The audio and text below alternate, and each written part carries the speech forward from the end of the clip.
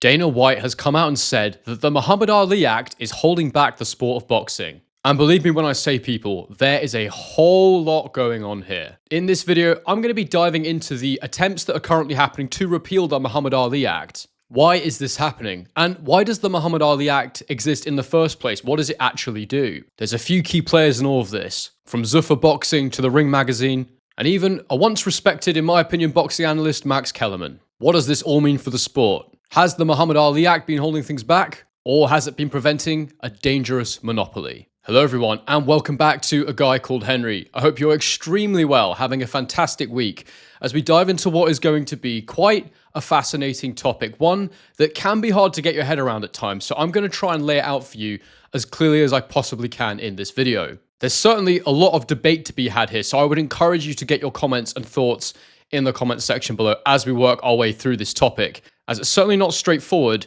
and there's a lot of hidden agendas at play here. I'm going to be analysing and assessing everything that's going on, all before giving you my opinion at the end of the video. Right before I jump in, don't forget to bang a like on the video if indeed you do like it. Definitely don't forget to subscribe to the channel if you're new. We're very, very close to 20,000 subscribers now. Give the video a hype if you fancy it. And lastly, don't forget to enjoy. Now, I want to begin this video by showing you a clip from the press conference just before Canelo Alvarez took on Terence Crawford. My question to you is, why then do you want to make sweeping changes to the Muhammad Ali Reform Act that is meant to protect fighters to bring about a business model that currently has your company already paid out $375 million in antitrust lawsuits and has 2 potential pending class action lawsuits on the way as well?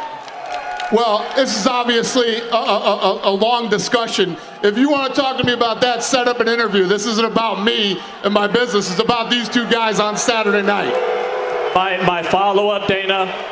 Earlier this week, the California State Athletic Commission had a hearing about TKO trying to bring those changes to the Ali Act, and it was postponed 3 months. Listen, I get it. You want to showboat right now. Set up an interview with me if this is really what you want to talk about. And that question there from Jean Zattel, as you can see, was quickly batted away by Dana White. He refused to engage with the subject. It was then followed by this moment. And for the first time in so long, the people bringing you this present love boxing. Let me start with His Excellency, Turki Al-Sheikh. If he's never born, none of us are here right now. Dana White is the greatest combat sports promoter in my lifetime. He built an institution. You know why boxing's not as popular as it used to be anymore, right? UFC is really popular. That's because of Dana White. You want an NBA or an NFL in boxing? Here it comes. Because he knows how to build an institution. And how do you do that? Hey Max. Boxing is always bigger and big. Don't say boxing is not big enough. Boxing is big. You know how big is boxing. Should it get bigger, yes or no? Should it get bigger, Canelo? Maybe it's gonna be bigger, but look, boxing is always big and bigger and bigger and bigger. We need to talk about that too. Boxing is boxing. A clear attempt from Max Kellerman to create a narrative in the press conference that boxing is something that needs to be saved. And they were trying to use that stage to show how Dana White is going to come in and be this sort of savior of the sport. Canelo clearly getting quite irritated by this prospect, and you'll see why as we work our way through the video. He is someone that any potential repeals would certainly not be benefiting. So just before I jump into all these comments, all the things that Dana White's been saying recently, I need to draw your attention to something that is happening right now in the legal system in America. They are trying to repeal the Muhammad Ali Act. Now, they say it's reform. I suppose parts of the act in this proposal will still be intact, so I suppose it is reform. But in reality, it is changing some of the most fundamental reasons that the Muhammad Ali Act was created in the first place. The new bill that has been put to Congress is called the Muhammad Ali American Boxing Revival Act. It's been sponsored by Congressman Brian Jack and Congresswoman Sharice Davids, and it's been backed by TKO Holdings and Saudi Arabia's PIF. And the idea of this would be to make the option of creating something called a UBO, or a Unified Boxing Organization. But what is a UBO, and why do they want this? Dana White has also made this quite large admission. You and I have never talked about this, but the answer is yes. That's right, of exactly course. What will happen. Of course, yeah. Right. There will be a Zuffa belt, and then there will be a ring belt. And Yes, I will not recognize any of the other sanctioning bodies. Now, this, in combination with the attempted repeals, spells an interesting and potentially dangerous picture for the future of the sport of boxing. So, when the Muhammad Ali Act was passed back in 2000, it was passed unanimously and it was named after, of course, one of the most famous, if not the most famous fighter of all time, Muhammad Ali. And the whole point of the act was it was designed to prevent fighters from exploitation, corruption, and monopolies. So just to take you through some of the key clauses, clause 6307B, which refers to coercive contracts, and it stops fighters from being coercively trapped into long one-sided deals. 6307A, standard contracts and filing. It means that promoters must file contracts with commissions, and it protects fighters from hidden clauses. Clause 6307C, rankings transparency. A sanctioning organization shall not be entitled to receive any compensation unless it establishes objective and consistent written criteria for the ratings of professional boxers. And the idea of that, of course, is to end the bought and bribe rankings. Not quite sure that that works, based on Jake Paul being ranked recently, but anyway, we'll move on from that one. Clause 6307D, financial disclosure. Promoters must disclose all revenues, TV, site fees, etc., which means that fighters can see the entire puzzle, the entire picture of the money that is going in and out of a promotional event. And 6308, promoter/manager firewall. It is unlawful for a promoter to have a direct or indirect financial interest in the management of the boxer, which ensures separation of roles and gives the fighter some protection in that sense. And I think the most important part of the Muhammad Ali Act is when we start to talk about the definition of a promoter and the definition of a sanctioning body. And it comes straight back to the Zuffa belt question. This idea that Zuffa moving forwards are saying they're going to have their own belt, they're not recognizing the other sanctioning bodies, and the only other thing they'll be recognizing is the Ring magazine. This is at the heart of what this repeal is all about, as I understand it. Now, legally, whilst the Act doesn't say that a promoter can't wear both hats, so they can't be a sanctioning body and a promotional organization at the same time, theoretically, you might be able to do it. But practically, because they have separate rules that they are governed by and because they have separate definitions, that conflict of interest makes neutrality impossible. It means that you can't operate as both at the same time. And as I say, it doesn't legally specifically say that you can't do both, but the way that the Muhammad Ali Act is drawn up means that they are seen as separate entities, separate organizations, and the governance of them doesn't work if they're combined into one thing. That's why you can kind of describe it as a morally grey area, and that's why in the repeal, they're basically saying that they need to clear up the ambiguity that currently exists in the Muhammad Ali Act, and that is why they want to introduce the concept of UBOs. So technically speaking, as it stands, if Zuffa was to introduce their own belt, it would only be a belt like the BMF belt in the UFC, which is a bit of a trinket. You know, it's the bad mother effer belt or whatever it's called, where it's not attached to a ranking system. It's something that you just put on the line, and it's more of an item of prestige rather than an item of achievement through ranking systems.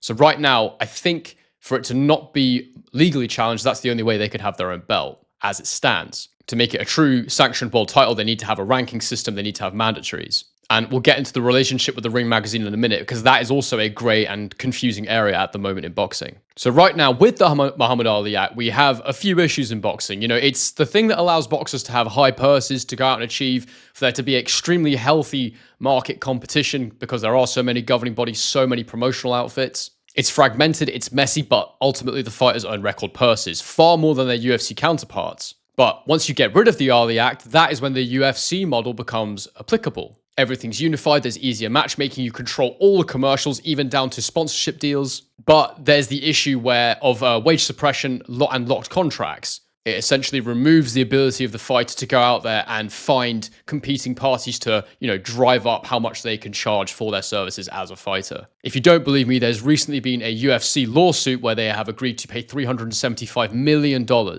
as a settlement for, I think it's antitrust violations or something, but basically it was suppression of wages. And we absolutely know that this is something that they will do as part of this Zuffa Boxing initiative. Now, I'm not against the idea of a more unified sport, one where everyone can work together, where there's a global league, where the rankings make sense. It would definitely make boxing a bigger sport, a more commercially lucrative sport. And that is why I think it's so important that we assess the power players behind this, the forces that be that are driving this forward, that want to be the ones that essentially create this monopoly. Now, the first thing I want to talk about here is the Ring magazine. And the Ring magazine is a really interesting organization. I've talked about them in a video before. They were a publication, and they've always had their own ranking system and their own belt, but it was always just seen as a journalistic thing. It was never meant to be this big sanctioning body that was, central to events. It was just a sort of add-on that added credibility and legitimacy. And if nothing else, objective, good rankings that the boxing fans could appreciate in a sport that was a bit of a mess. It cut through all the noise. It was only awarded when, fighter number 1 fought fighter number 2. It was the holder of the Ring Magazine belt genuinely was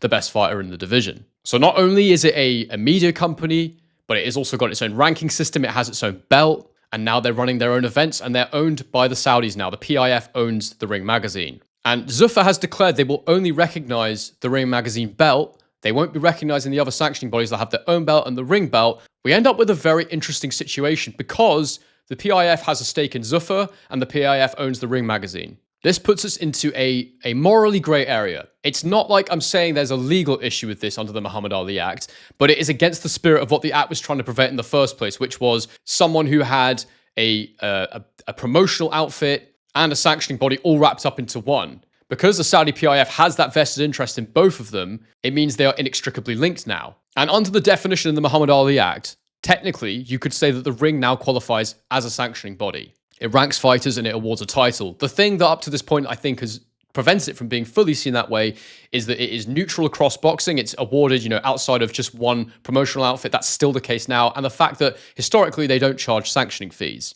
I do believe it is that nuance that kind of enables them to continue behaving this way. The fact that, you could have a Matchroom show, a Queensberry show, a Top Rank show, the Ring Magazine belt will still be on the line in all of those. But the first move here has been for Zuffa to come out and say, we only recognize what we're going to have as our belt and the Ring Magazine belt. Right now, that's one-way traffic. But if that becomes a joint thing where the Ring stops working with all these other promoters and they say, no, we're only going to work with Zuffa now, that's when you've got an issue that would, I think, be a violation under the Muhammad Ali Act, and that is why they want to repeal it, in my opinion. I do believe if the Muhammad Ali Act gets repealed, you will see the Ring Magazine aligning itself only with Zuffa, at least for American shows. That's what I think will happen. Therefore, making it a promoter-controlled belt in outright. There's no one else involved in it then, and it's definitely not a neutral belt anymore in that instance. Now, the next person I want to talk about here is Max Kellerman, and I have to say that when he came back for Crawford Canelo, when they got him involved in boxing again, I thought brilliant.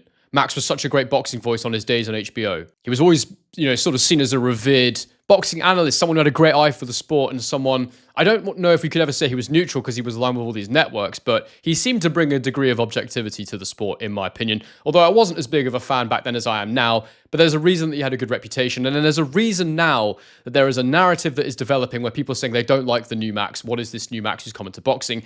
I really felt like it started around that Canelo-Crawford press conference when he asked that question to Dana, how are you going to save boxing? It needs saving. And now how he's talking with Dana in these interviews where he's sort of saying, oh, hallelujah, we're going to only recognize the Ring rankings moving forward. We'll be going off of the Ring rankings only, hallelujah. I've been referring exclusively to Ring Magazine rankings since then. No, not just because now I'm on Inside the Ring. I got receipts. You can check my social media. I'm gonna check your receipts. He clearly full-heartedly believes in the Saudis and Dana. They're the ones that need to come in and sort boxing out. Now, look, I don't want to completely go in on Max here because at the end of the day, these might be his genuine beliefs. He might just think that they're the ones, but I think it is irresponsible of someone who has as much power as Max does in boxing to not at least be questioning how this is all working, to not at least be questioning these major players that are going to be coming in and having a monopoly potentially on the sport if the Muhammad Ali Act gets revoked. I don't like the fact that he is working for the people. I mean, it can't be a coincidence ever in life. It's most likely not going to be a coincidence in life. When someone thinks that something is the best and is also paid by them, it completely takes away your neutrality. It completely takes away my trust in you. I'm never going to listen to what you have to say when you're being paid by someone to come up with those, and you have those opinions at the same time. Not only that, but he's going to stop getting paid if he questions them, if he pushes them too hard in the wrong direction. And what I don't like about it is there's so much power and control that comes with owning the Ring Magazine. It's the most established boxing media platform, and they've grown it even more since they purchased it, the Saudis. I don't like the fact that Dana White wouldn't answer Sean Zettel's question, because the fact is they want to do everything in a controlled environment with people that they know are not truly going to press them. And that is what you're seeing here with Max Kellerman. He is facilitating that. He is fueling the narrative and fueling their agenda. So whether or not this is technically speaking and realistically speaking the right and good thing for boxing, Max Kellerman's involvement as an employee of theirs, it simply does not fly for me. It doesn't work. And I found him quite irritating recently, to be honest with you. I found that he is speaking in a way that is There's no competition to what they're doing. There's no aversion. There's nothing to challenge them. He's simply fueling them, gassing them up, and building their narrative and agenda. So he's gone from being what I saw as a somewhat independent analyst to he's a mouthpiece, let's be honest. And it's so disappointing because at the end of the day, what have these guys got to show us that they're the right thing for boxing moving forward to have a monopoly? In my opinion, Max Kellerman has sold his opinion to the highest bidder. That's what's happened in my opinion. And I know that might be strong, but when these sorts of things are happening, you've got to do the checks and balances. You've got to really stress test these situations. You can't just let people come in and do whatever they want because they've got a few quid. And that's exactly what's happening here with the Saudis, with PIF, and with Dana White. So moving forward, the package looks like this. You've got the Saudis, TKO, and Dana White. You've now got Zuffa as well. You've got the Ring Magazine PR machine and belt and rankings and all that stuff. And now apparently they've done a massive deal with Paramount in America. So they've got a broadcast deal to push all of this onto as well. I don't know what that means for DAZN. Now, they're going to tell you that this is them saving the sport, that it looks like modernization, but there is a very real argument here that all we're getting is a monopolized power structure that it potentially puts boxing into the wrong hands. I'm going to say it. There's a genuine question here that these might not be the right people. They might be the right people, but they also might not be the right people. I'll tell you my opinion in a minute, but to try and answer that first question that we asked in the video, is the Muhammad Ali Act holding back boxing or is it preventing a dangerous monopoly? Well, the answer is both. I think that yes, it is holding back boxing in a way. Because whilst it's a free and open market, whilst fighters can make huge amounts of money, it is definitely too splintered. There is definitely way too many competing parties with competing interests. There's too much going on. And it means that, yes, whilst the top percentage of boxers make a significant amount of money, and as they should, it just does prevent the guys who are coming through from doing quite as well as they might do. It prevents certain great talents from making as much money as they potentially should. But there has to be a healthy balance here. And I do believe that the Muhammad Ali Act, in truth, also prevents a dangerous monopoly from coming into place. As I said before, I believe that legal case the UFC have just gone through, where they've had to pay all those damages, is testament to that. And we hear fighters complaining all the time about paying the UFC. It's definitely it's a real thing. I'm not a massive UFC fan. I'm not at all, really. I'm a boxing fan. But we know in boxing that our top fighters are getting paid a significant amount more than the UFC fighters are. So in conclusion, I'm going to give you my opinion here. And I do believe that the Muhammad Ali Act is super important. And I don't think it's without its own problems. It definitely has some issues, but I think the problem for me is the way in which this reform is happening and who is driving it. In my opinion, the people that get stewardship over the sport of boxing in the future, moving forward, there's got to be some degree of it's not for money. There's got to be some degree of there's no political agenda or nothing like that. The best sports will always have a governing body at the top where they're not purely profit-driven. Yes, you should have promoters in there that are making lots and lots of money. Yes, you should have athletes in there, boxers that are making lots and lots of money. All the parties involved should be doing very well, but somewhere in that chain has got to be a world governing body of some description that isn't purely profit-driven, that governs the rules, that makes sure that everything is fair across the board as far as it can be. And my concern is that that's not what's happening here. This is not what's going to be the case here. The reality is that we won't know until it actually happens, but based on that UFC model, based on any potential, I mean, look, there's a whole state involved, a whole country involved in Saudi Arabia, and they are going to be injecting political agenda into their ownership of boxing. There is no question about that. And that's fine right now while, they're involved in collaborating and working with other parties, like a Top Rank, like a Matchroom Boxing, like other companies that have their own independent interests. But as soon as they have full stewardship and full control, that's when you see the reality of the situation. We don't know what that is yet, but it might not be great. We really don't know. And by then it will be too far gone. So look, I'm not saying that this is going to work out terribly. I'm not trying to make everybody scared or anything like that. I'm just saying let's not ignore the situation and let's do our due diligence and force them to answer questions to a independent press. Because right now that is not what we have with the Ring Magazine inside the Ring Show, where they're peddling all their narratives and agendas and they're not asking the real questions from guys like Sean Zattel in press conferences. That is a big problem for me. Anyway, guys, let me know what you think about this situation in the comments below. We've covered a lot here. I know it's a lot to take in, but there's a lot going on. Don't forget to subscribe to the channel if you're new, and don't forget to smack a like on the video. I hope you'll enjoy this one, guys, and as I always say, on to the next one.